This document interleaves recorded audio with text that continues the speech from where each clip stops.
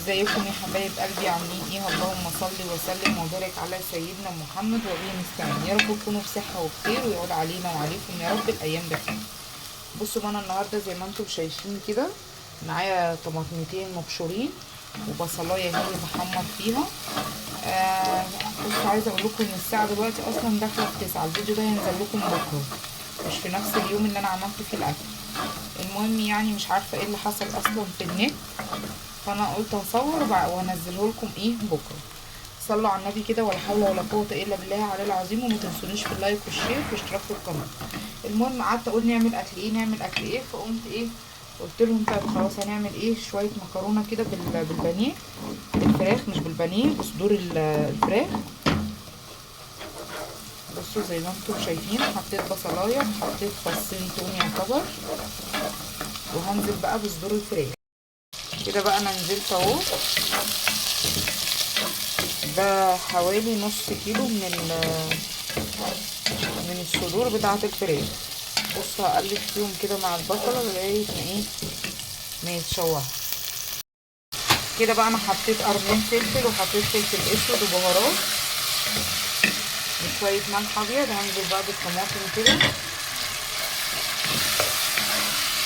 واحط كمان معلقه صلصه، واحط فص ماجي وكربويه سكر.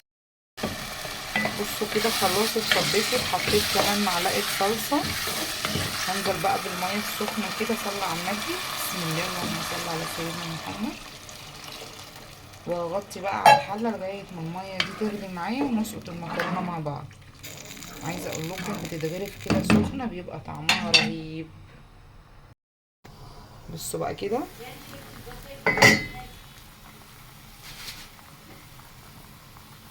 هننزل بقى بالمكرونه بتاعتي.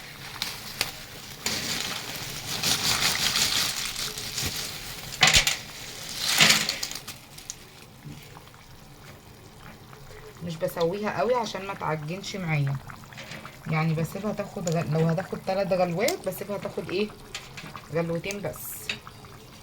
بصوا الجمال. لايك وشير يا حبايبي، وصلوا على النبي الاول واشتراك في القناه، وقولوا لي النت عامل ايه عندكم، عشان النت عندي زي الزفت. شايفين؟ والله بقى لو حرفنا لها شويه حلبه تعمل من الاخر. دي حلبه بقى فرفوره كده.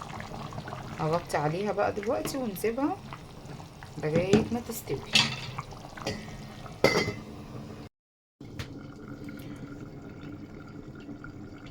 بصوا كده بقى، كده خلاص استوت معايا. انا ما بسيبهاش تنشف خالص من الميه. تمام كده.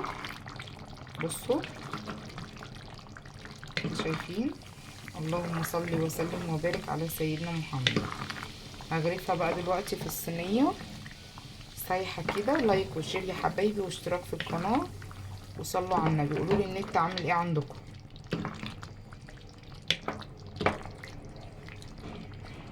ده بقى غدا النهارده بتاعنا. بصوا حاجه كده اللهم بارك.